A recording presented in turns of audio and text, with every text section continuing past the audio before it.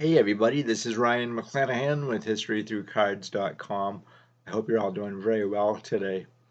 I came across a really interesting card recently, and it really kind of bothers me. The back of the card does, in fact. The 1952 Topps Look and See Billy the Kid. Now, what really kind of bothers me is the back of the card. The front of the card, the depiction of Billy the Kid, I believe is quite accurate, in fact. Um, I'll get into the accuracy in a minute of Billy the Kid, his facial features, and his what he looked like.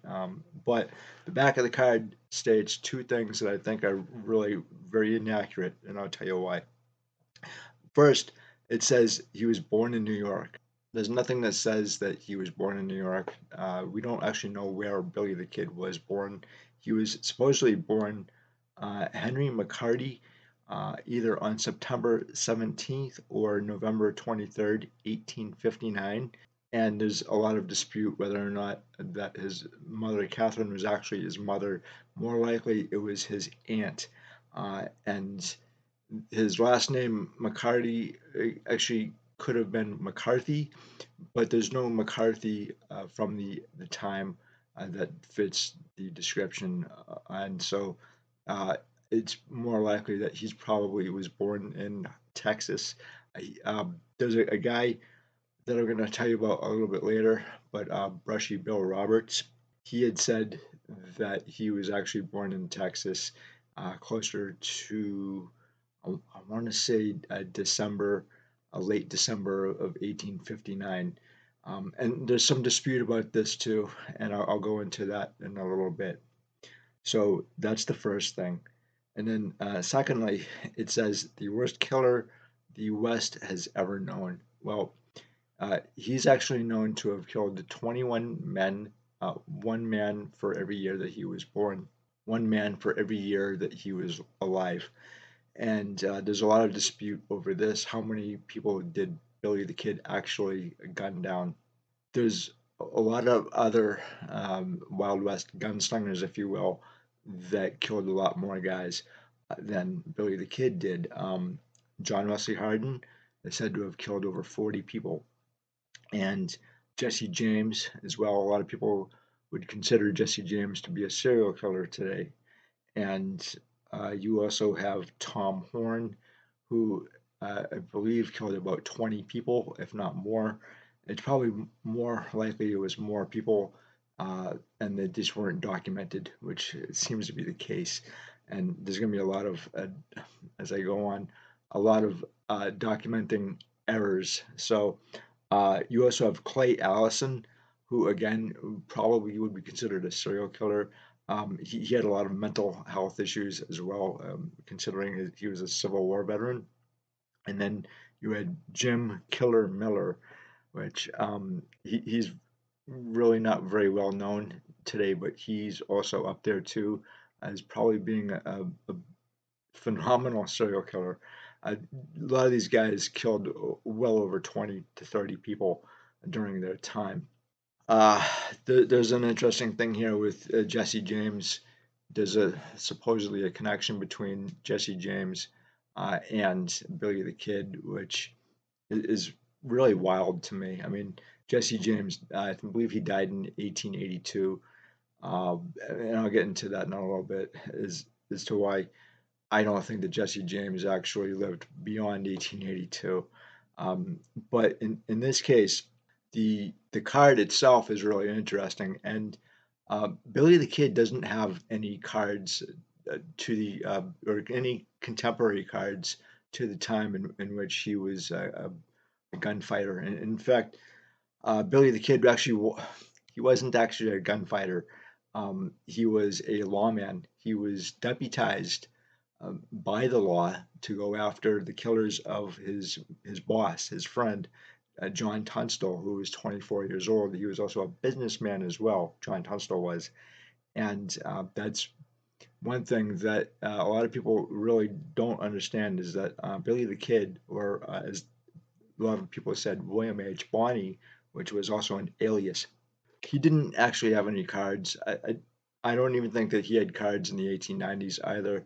The 1952 Look and See is probably the second one that I've seen. I think the 1950 tops, they had a very small card with a very strange back. That one's kind of neat as well. It's just really small. In 1881, sports cards and cards in general were really brand new. There weren't a whole lot of cards out there, except what's kind of interesting here is that a lot of collectors and dealers will say that the American Tobacco Company was the first ones to start tobacco cards, and that's actually not true. The first actual tobacco cards came out in 1879 through 1881. In fact, they look something like this. This is I believe, 1881 or 1880 Between the Acts from Thomas Hall in New York. I'll show you the back of this card. I actually did a video on these cards, and it's now thought that these cards were actually issued more likely in 1877, and then, obviously 1879, we know that they were first issued in as well. So it looks more like 1877 through 1881, 1882, and then, you're all good. But um, Billy the Kid, again, he doesn't have any cards uh, from this time period, and Thomas H. Hall is really probably the first major tobacco manufacturer that issued cards at the time. What's really interesting here about Billy the Kid is that when I was at the hospital getting my knee put back, I had had a conversation with a nurse, and she was really cool. I really liked the nurses that I had, but I had mentioned Billy the Kid, and she had no idea who Billy the Kid was, and I was floored. Even in my state that I was in, I couldn't believe it. I thought everybody knew who Billy the Kid was. Apparently not. And so I had first heard about Billy the Kid from two different sources. One was the Young Guns movie from 1988, and then the Young Guns 2 in 1990, which I liked the first one. The second one, not the greatest thing in the world. There's a lot of inaccuracies in that one. At the time in 1988, actually, that movie came out in August 14th of '88, and starring Emilio Estevez as Billy the Kid. In the second one, Doc Sherlock, who's played by Kiefer Sutherland, he dies. He gets killed in a ambush or whatever. And in reality, that's not true. And it was only because Kiefer Sutherland had another project coming up, so he wanted to kill the character. So that's why that's not an accurate portrayal. The other one is Jose Chavez, who was another regulator. He's portrayed by Lou Diamond Phillips, and I believe he died in like 1922 or so. Both of these guys died in the 1920s. Sherlock died in 1929, and I believe Jose Chavez died in like 1922, as I said. But they didn't die in the 1880s. That's one thing. The other thing too that a lot of people don't understand or realize is that Billy the Kid was deputized to go after the killers of his boss and his manager and his friend, John Tunstall. And John Tunstall was 24 years old. He was a businessman at the time, and he was the employer of Billy the Kid. And Billy the Kid was a founding member of the regulators, specifically to go after the guys who killed John Tunstall. And they were deputized, which means that they were law enforcement. And so, yes, you had law enforcement that was bad back in the day. Brushy Bill Roberts, he had said that you just couldn't trust law enforcement back then, and you had to really kind of take law into your own hands because law enforcement couldn't be trusted, and more times than not, that they were the actual bad guys, and that's actually true. The other thing too is that I've actually read a really interesting book by this gentleman right here, Daniel Edwards. And this is a fascinating read. It truly is. So, what I read in this book is something that I think kind of corrects the record here on Billy the Kid. Did he die in 1881 or did he die in 1950? So, what Daniel Edwards suggests in this book here is that Brushy Bill Roberts actually he committed identity theft in about 1910 or so to go under his cousin's name, Ollie Roberts. I can see that happening. I mean, records back then are they aren't like what they are today. Personally, I think that the Billy the Kid case is all fouled up. There's a lot of historical inaccuracies. At the time when Billy the Kid was have died, there's a lot of people saying that he actually survived up until, and like well past in like 1950s is when Brushy Bill Roberts died. But at the time in 1981, 1882, 1883, 84, there are like newspaper accounts uh, that say that Billy the Kid was still alive. And one of them in particular was really interesting. It was a warrant for his arrest from 1882 and another one from 1885. One of the things that I think is really interesting about Billy the Kid is the reaction by the governor of New Mexico Territory. And at the time, Governor William G. Rich refused to pay Pat Garrett $500 because he said that he would pay the $500, which was the equivalent of $15,560. That's a lot of money back then. A lot of money now too. But he said he would only pay that out if there was satisfactory proof of identity. Now, this is where the things about Billy the Kid get really murky because legally there's no report of Billy the Kid's death. There's no autopsy done. There's no photographs that we know of Billy the Kid's body.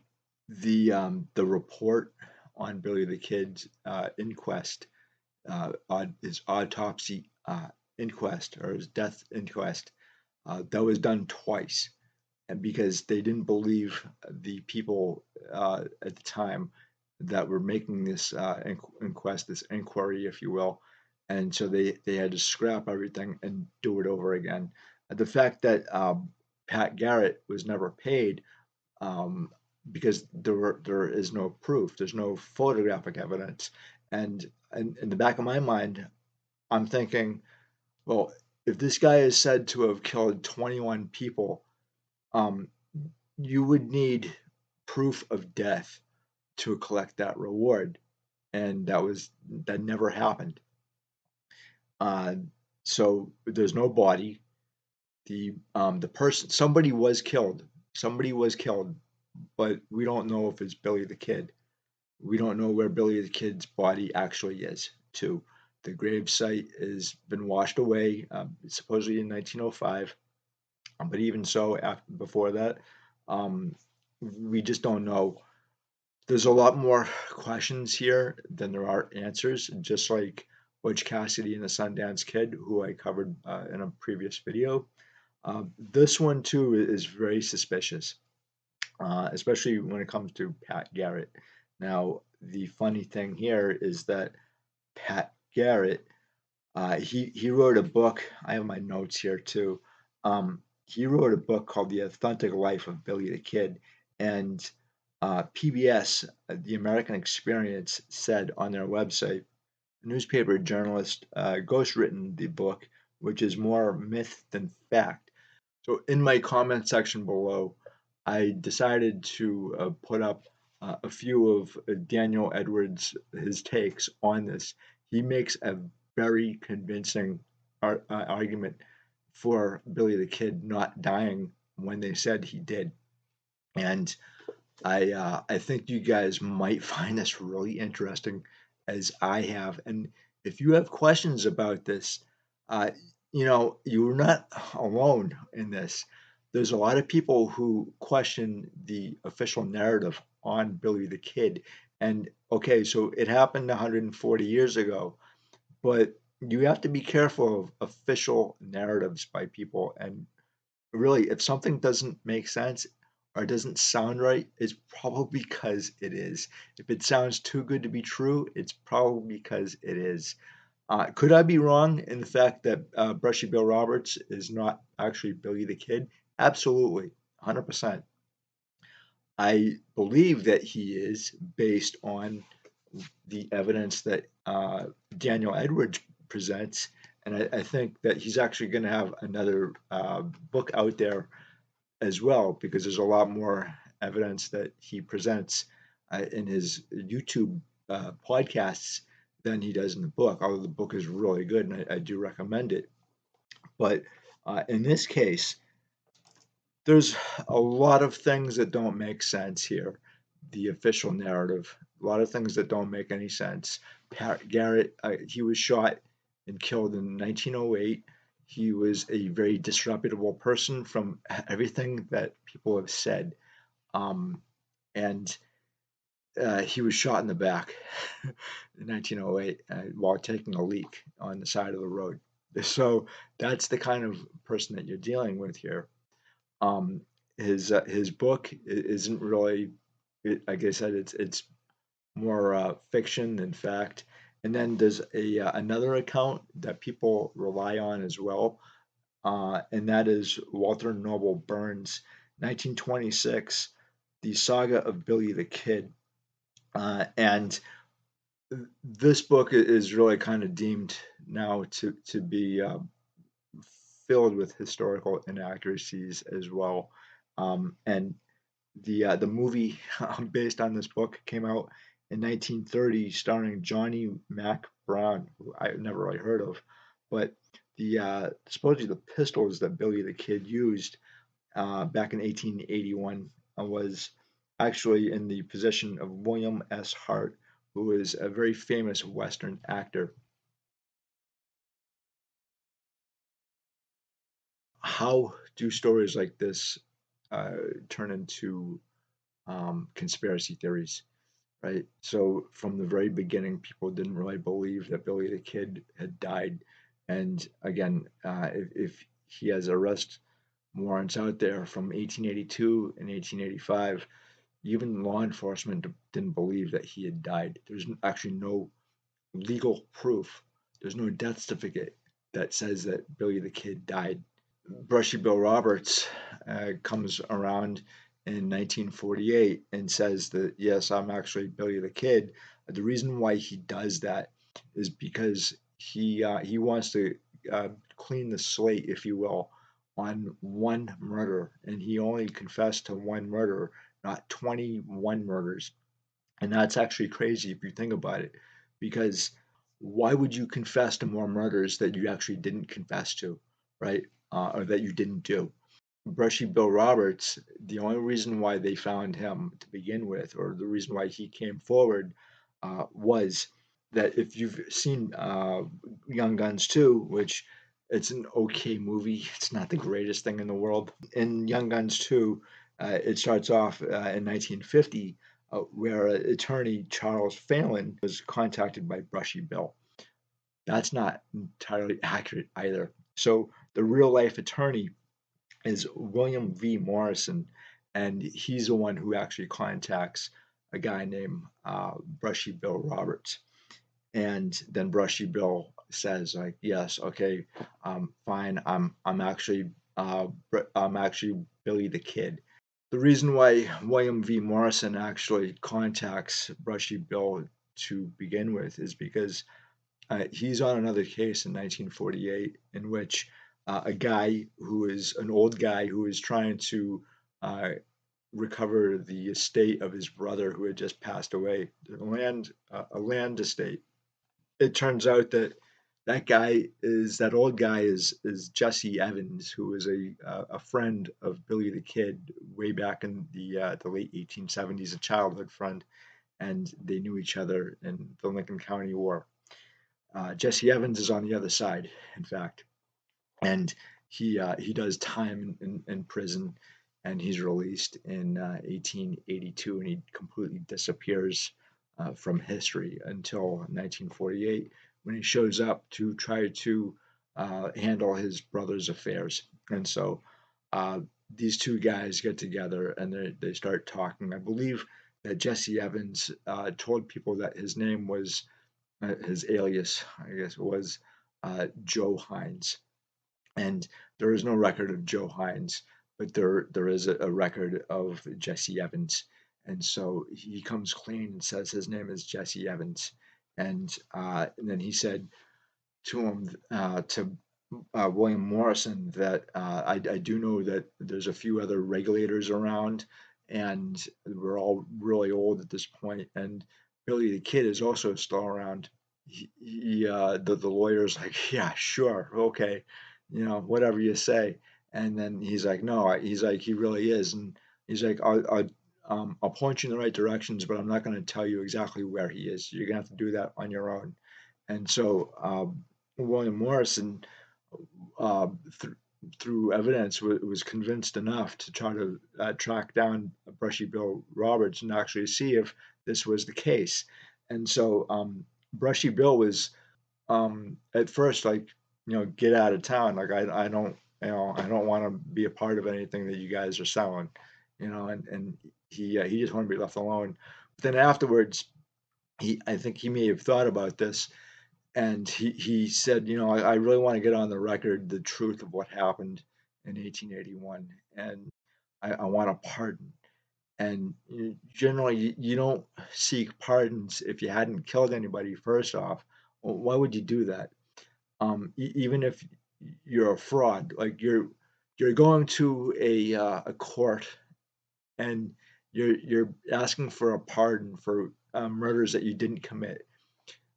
People usually don't do that, especially in 1950, because if murder murder doesn't go away, it's on the books forever, right? So there's no real reason why you'd go to a court uh, to say that I want a pardon for murder if you didn't do that.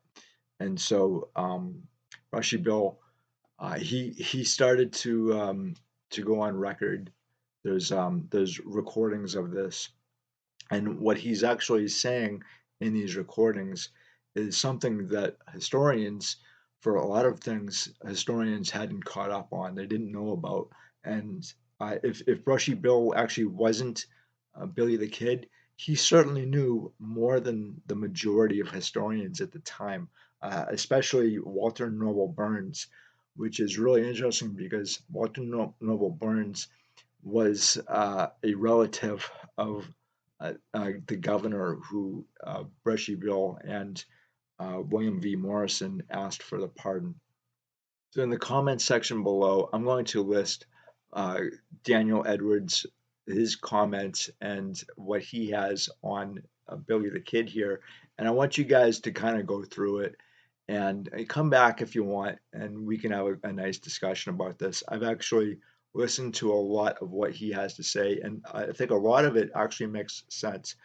So let's get on to the photograph itself. Now, there is really one known photograph of Billy the Kid that has been identified as Billy the Kid, and that's the one that's actually on this card. It's the one that everybody knows about, and it's actually on the cover of this book.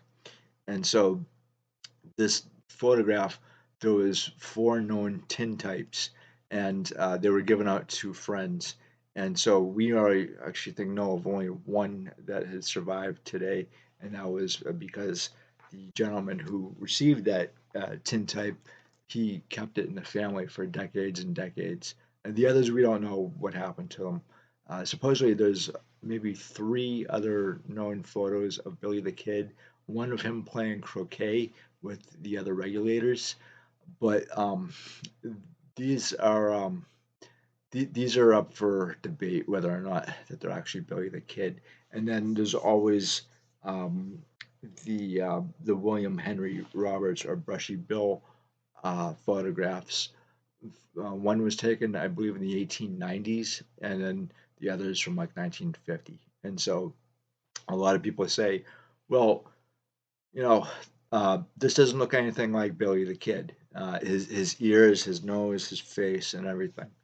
But here's the thing: is that I don't think you can properly judge a photo of a 90-year-old guy and try to compare him or that photo to somebody who's what 20 or under. It doesn't really work. It just doesn't. I mean, your ears will always grow. The only thing about you that will not grow is your eyeballs. So your eyes are the same diameter and dimensions when you're an infant than you are when you're 90 years old. So that's the only thing that's going to remain the same throughout your life. Everything else will not. Obviously, I didn't have a goatee when I was 12 years old or even 17.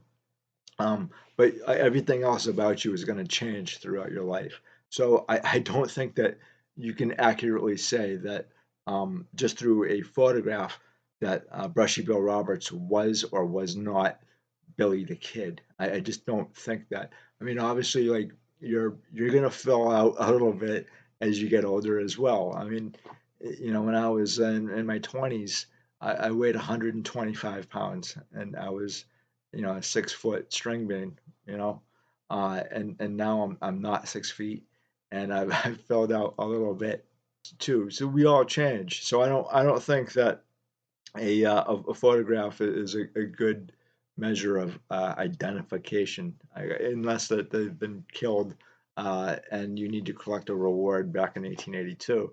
That's a completely different story. But then again, too, there's another thing I wanted to mention too here is that a lot of people say that Jesse James he survived his killing. He got killed in 1882. Well, he did, in fact. So over the years, there was a lot of people saying that Jesse James didn't die in 1882 and that he lived to be 105 years old. This is horse crap. This really is. Jesse James did die in 1882, and there's a photographic evidence of his death. I have no doubt that Jesse James died in 1882 and not in 1948 or so when it said he had passed on. I don't believe that for a New York minute. But the reason why, again, that I don't believe that Butch Cassidy and the Sundance Kid had died when they said he did was because there's not enough documented evidence to suggest so, and there is no photographic evidence at all to suggest that they had died in 1908. And same here too. There's just not enough evidence to suggest that Billy the Kid died in 1881. Again, there's no photographic evidence and there's no legal documented evidence to suggest that Billy the Kid died in 1881 when they said he did. And they can't even get the story straight on when he was born or where he was born. So there's a lot of open ended questions here. One takeaway here from this entire thing is that a lot of people messed up, and either they're trying to hide the fact that they screwed up and they got the wrong guy, which more or less most likely is the case, and they let Billy the Kid go for whatever reason. And I believe Pat Garrett even said so too. But don't go by what Pat Garrett has said. He's not a legitimate source of information regarding Billy the Kid because he wanted to write a book, and he didn't really write a book. He had someone else do it, and he may have been associated somehow. What I'm trying to say here is that you should look at this with an unbiased lens.